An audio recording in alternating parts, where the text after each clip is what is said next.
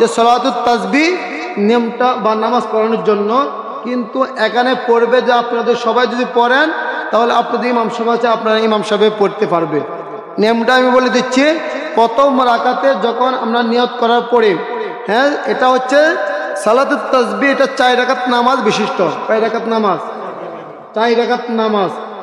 নামাজের নিয়ত করার পরে সানা পড়তে হবে। কি করতে হবে? সানা পাঠ করার পরে 15 বার একটা তাসবিহ রয়েছে, সুবহানাল্লাহি ওয়ালহামদুলিল্লাহি ওয়ালা ইলাহা ইল্লাল্লাহু আল্লাহু আকবার। এই তাসবিহটা কি ওই 4 রাকাত নিয়ত করার পরে, সালাতুত তাসবিহ নামাজের নিয়ত করার পরে সানার পরে এই তাসবিহটা কয়বার পড়তে হবে? 15 বার। আগে মনোযোগ দিয়ে বুঝবেন, না বুঝলে আমাকে জিজ্ঞাসা করতে পারবেন ইনশাআল্লাহ। প্রথম সানার পরে কয়বার? 15 বার। তারপরে সূরা ফাতিহা। সানার পরে আমরা কি পড়বো? সূরা ফাতিহা পড়বো। সূরা ফাতিহা পড়ার পরে 10 বার কোন তাসবিহটা? সুবহানাল্লাহি ওয়ালহামদুলিল্লাহি ওয়ালা ইলাহা ইল্লাল্লাহু আল্লাহু আকবার।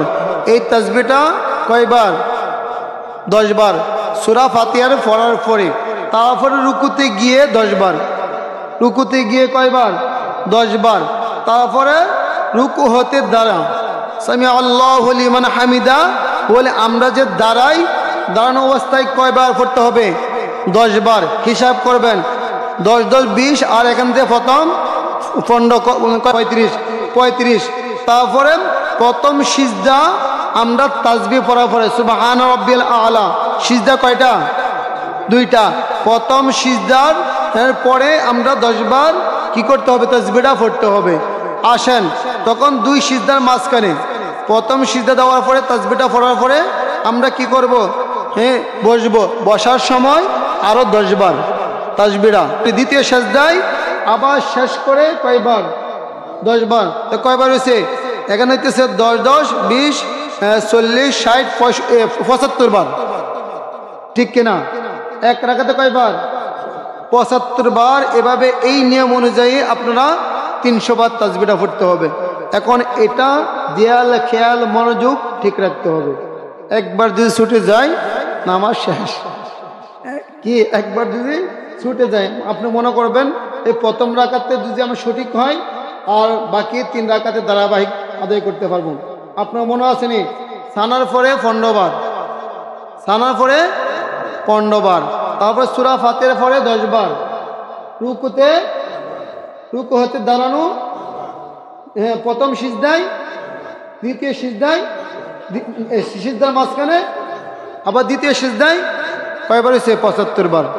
এই 75 বার সিরিয়ালে যদি আপনি 3 রাকাত যদি মনে রাখতে পারেন, প্রথম রাকাতে যদি মনে রাখতে পারেন, এই 3 রাকাতে, হ্যাঁ, বাকি 3 রাকাতে আপনারা যদি মনে রাখতে পারেন তাহলে ইনশাল্লাহ নামাজ হয়ে যাবে।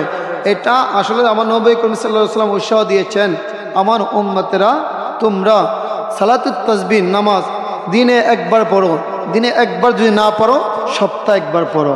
সপ্তাহে একবার যদি না পারো 15 দিনে একবার পড়ো। 15 দিনে একবার যদি না পড়ো মাসে একবার পড়ো। মাসে যদি না পড়ে 3 মাসে একবার পড়ো। 3 মাসে তুমি পড়তেছো না কি 6 মাসে পড়ো। 6 মাসে পড়তেছো না 1 বছরে একবার পড়ো। 1 বছরেও তুমি পড়তেছো না, জীবনে একবার হলেও পড়ো। ঠিক কিনা বাবারা? আল্লাহ রাব্বুল আলামিন আমাদেরকে সালাতুত তাসবিহ নামাজ আদায় করার জন্য সেই তৌফিক দান করুক। আমিন। ওয়া আখির দাওয়ানা আনিল হামদুলিল্লাহি রাব্বিল আলামিন। আসসালামু আলাইকুম ওয়া রাহমাতুল্লাহি ওয়া বারাকাতুহু।